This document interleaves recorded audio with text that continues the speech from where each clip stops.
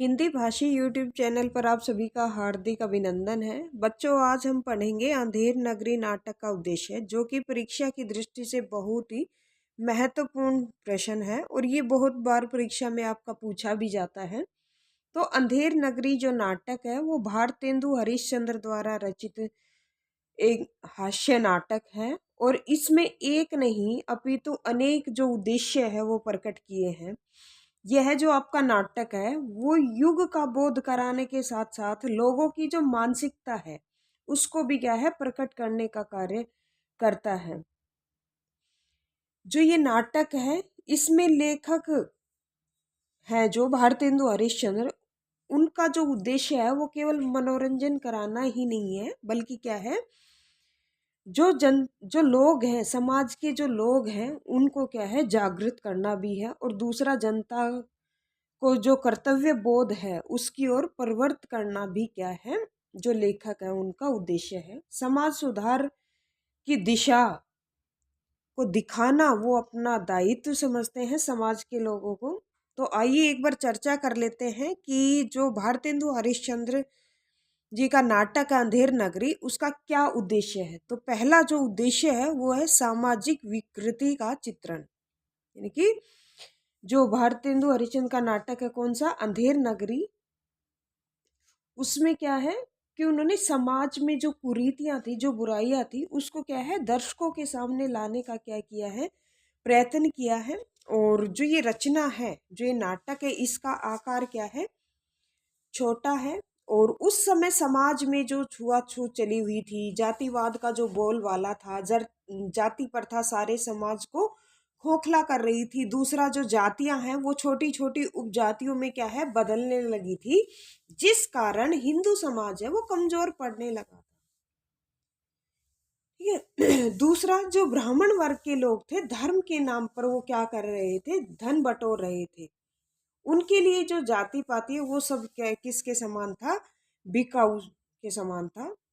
ब्राह्मण वर्ग शिक्षा और धर्म के लिए काम न करके क्या करते हैं, भीख मांगते हैं। और उन्हें ऐसा करते हुए कोई भी क्या है शर्म लाज नहीं आती, जिसमें हम देख सकते हैं कि जो चौपट राजा है कि अंधेर नगरी को देखकर जो महंत जी हैं, हमने नाटक में भी पढ़ा कि महंत जी अपने चेलों को क्या करते हैं, भीख मांगने की प्रेरणा देते हैं, न कि समाज और जाति के लिए कोई भी ऐसा सार्थक कार्य करने की वो प्रेरणा देते हैं। तो पहली जो हमारा जो नाटक अंधेर नगरी, उसका उद्देश्य क्या है, सामाजिक विकृति का चित्रण, यानी कि समाज में जो बुराई थी उसका चित्रण करना। तो किसका चित्रण करना, जाति का, समाज में छुआछूत था, जातिवाद था उनका। ठीक है। दूसरा है हमारा अंधविश्वास का चित्रण। कौन सा है हमारा जो नाटक है उसका उद्देश्य, अंधविश्वास का चित्रण। तो तत्कालीन समाज, यानी कि उस समय समाज में अंधविश्वासों का बोलबाला था। हम नाटक में पढ़ते हैं कि राजा, मंत्री, कोतवाल आज सब क्या थे, अंधविश्वासी थे। वे तरह तरह की कुरीतियों में क्या विश्वास करते थे। और हमने देखा कि नाटक का जो अंतिम अंक है उसमें जो राजा है वो क्या है, मूर्खता भरे आदेश से गोवर्धन को जब फांसी के फंदे पर लटकाया ही जाने वाला था, तो महंत जी ने क्या है उन सब के अंधविश्वास का वो लाभ उठाते हैं। जो गोवर्धन दास के गुरु होते हैं, कौन, महंत जी, वो उनके सब का क्या है अंधविश्वास का लाभ उठाकर कहते हैं कि जो पहले फांसी पर चढ़ेगा वो क्या है स्वर्ग में जाएगा। और जो राजा है वो अपनी स्वेच्छा से, यानी कि अपनी इच्छा से क्या करता है, फांसी के फंदे पर वो लटकने के लिए प्रेरित कर देते हैं। कौन, महंत जी कर देते हैं। उनको पता है कि ये क्या करते हैं, अंधविश्वास करते हैं। तो अंधविश्वास के कारण अपनी स्वेच्छा से जो राजा है वो क्या होता है, फांसी पर चढ़ जाता है। तो दूसरा जो उद्देश्य है वो क्या है, अंधविश्वास का चित्रण करना। अच्छा, फिर हमारा जो तीसरा उद्देश्य है वो है प्रशासन का दुष्चक्र चित्रण, यानी कि प्रशासन उस समय में किस तरह से समाज में अपना काम कर रहा था उसका चित्रण करना इसका उद्देश्य है। तो तत्कालीन समाज में जो अधिकारी थे वो क्या है, समाज में सदा लूट मार मचाया करते थे। वे जनता को बिना ही कारण के क्या करते थे, वो परेशान करते थे और वो रिश्वत खाते थे। और नाटक में कहा भी गया, चूरन अमले सब जो खावे, दूनी रिश्वत तुरंत पचावे। तो इससे हमें पता चलता है कि प्रशासन के दुष्चक्र का क्या किया है, उन्होंने वर्णन किया है। फिर उसके बाद है हमारा चौथा जो उद्देश्य है अंधेर नगरी नाटक का, वो है सामाजिक मूल्यों के वर्णन। सामाजिक मूल्यों के, बेटा ये हनन है, वर्णन नहीं है, ये प्रिंटिंग मिस्टेक है। तो क्या है, सामाजिक मूल्यों के हनन का चित्रण है। तो किस प्रकार से जो सामाजिक मूल्य है, हनन का मतलब होता है नष्ट होना किसी चीज का, तो उस समय सामाजिक मूल्य किस तरह से नष्ट हो रहे थे उसका वर्णन करना। तो तत्कालीन अंग्रेजी शासन काल था, और अंग्रेजी शासन काल में देश में क्या है, युगों से जो हमारे सामाजिक मूल्य हैं जो स्वीकार किए जा रहे थे, वो क्या है, तेजी से क्या हो रहे थे, अंग्रेजी शासन में नष्ट हो रहे थे। और उस समय पाप पुण्य सद असद, सदाचार दुराचार, और अपराधी निरपराधी में, यानी कि कोई अपराधी अपराध किया तो अपराध नहीं किया उसने, उनमें कोई भी अंतर नहीं रहा था। क्योंकि जो शासन थे, शासन के जो लोग थे, वो सब क्या थे, भ्रष्टाचारी थे, और सभी सबको एक ही लाठी से हाँकते थे।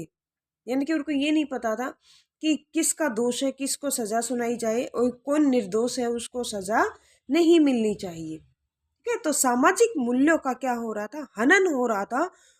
इस नाटक के माध्यम से लेखक का उद्देश्य क्या है, उसको चित्रित करना, उसका चित्रण करना, उसको दिखाना। तो सामाजिक मूल्यों के हनन का क्या है, चित्रण। ठीक है, अब नेक्स्ट है हमारा अंग्रेजी शासन का चित्रण। तो क्या है, अंग्रेजी जो शासन है उसका चित्रण करना। तो भारतेंदु हरिश्चंद्र जो लेखक है, उन्होंने प्रतिकूल तत्कालीन जो परिस्थितियां थी उसमें क्या है, खुले स्वर में अंग्रेजी सरकार का विरोध तो नहीं किया, लेकिन अपने साहित्य के माध्यम से बार बार इसकी ओर क्या है, संकेत अवश्य किया है। वह सरकार क्या है, लोगों को क्या करती थी, परेशान करती थी। उसके अधिकारी हैं वो जनता को क्या करते थे, लूटते थे, और ऐसे काम करते थे जिसमें सिर्फ क्या हो, अपना ही फायदा हो। तो इस प्रकार अंग्रेज है वो अपनी नीतियों से धीरे धीरे क्या कर रहे थे, सारे देश में फैला रहे थे।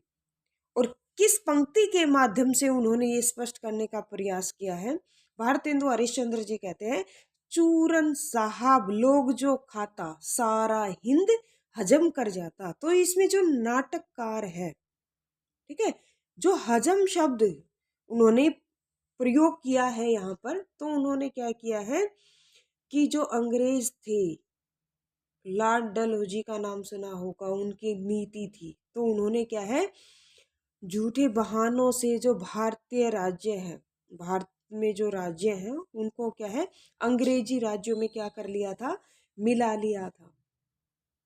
क्या? तो इस प्रकार से उन्होंने कहा है कि चूरन साहब लोग जो खाता, सारा हिंद हजम कर जाता। कि किस प्रकार से अंग्रेजों ने धीरे धीरे पूरे हिंद पर क्या कर लिया था, यानी कि भारत पर अपना कब्जा कर लिया था। उसके बाद है व्यवस्था में अव्यवस्था का चित्रण। यानी कि अंधेर नगरी नाटक का जो उद्देश्य है, छठा जो उद्देश्य है वो क्या था, नाटककार का क्या दिखाना था, व्यवस्था में अव्यवस्था का चित्रण। तो तत्कालीन समाज में, यानी कि उस समय समाज में जो अधिकारी वर्ग था वो कैसा था, भ्रष्ट था, उसको अच्छे बुरे का कोई ज्ञान नहीं था। उनके लिए चाहे कोई व्यक्ति बुद्धिमान है, कितना कौशल है, उसमें कितने गुण हैं, वो होना उनके लिए महत्वपूर्ण नहीं था, बल्कि क्या था, उसका भ्रष्ट और जो रिश्वतखोर होता था वो उनके लिए अच्छे थे, और जो लोग न्याय पर चलते थे, जिनका कोई कसूर था, वो उनके लिए क्या था, बुरे थे। तो फिर है आपका जाति वर्ग का पतन। तो जो भारतेंदु हरिश्चंद्र जी है लेखक, उन्होंने क्या है, अपने इस नाटक में अपने युग में ब्राह्मणों के द्वारा जो शोषण किया जा रहा था, शोषण का जो प्रभावपूर्ण चित्रण है उसका वर्णन किया है। उनके अनुसार उन्होंने क्या है कि जो ब्राह्मण वर्ग था उन्होंने धर्म को क्या बना लिया था, व्यापार बना लिया था। जब चाहे और जिससे चाहे वो पैसों के लालच में अपना धर्म परिवर्तन क्या है करा देते थे। और इसको आप एक पंक्ति से स्पष्ट कर सकते हैं, अपने नाटक की ही पंक्ति से। जात ले जात टके सिर जात, एक टका दो हम अपनी जात बेचते हैं, टके के वास्ते ब्राह्मण से धोबी हो जाए और धोबी को ब्राह्मण कर दे। तो इस प्रकार तत्कालीन समाज में महाजन, जो समाज के लोग थे, उनका जो महाजन लोग थे वो क्या करते थे, शोषण भी करते थे। और जो जनता थी, जनता को मेहनत से जो कमाया हुआ धन था वो भी उनका क्या करते थे, लूटते थे। तो इस प्रकार से जाति वर्ग का जो पतन है वो धीरे धीरे क्या हो रहा था। ठीक है, तो आपका जो नाटक है भारतेंदु हरिश्चंद्र जी का जो नाटक है अंधेर नगरी, जो नाटक है उनके कौन कौन से उद्देश्य हैं बच्चों? सामाजिक विकृति का चित्रण करना, अंधविश्वास का चित्रण करना, प्रशासन का दुष्चक्र चित्रण करना, यानी कि प्रशासन किस तरह से काम करता है उसका चित्रण करना, सामाजिक मूल्यों का हनन किस प्रकार हो रहा है उसको समाज के समक्ष दिखाना, अंग्रेजी शासन का चित्रण करना, फिर व्यवस्था में भी किस प्रकार से अव्यवस्था है, सारी चीजें अव्यवस्थित है उसका चित्रण करना, और किस प्रकार से जाति वर्ग का पतन हो रहा है उसका क्या है चित्रण करना। ये क्या है, अंधेर नगरी नाटक के उद्देश्य है। धन्यवाद।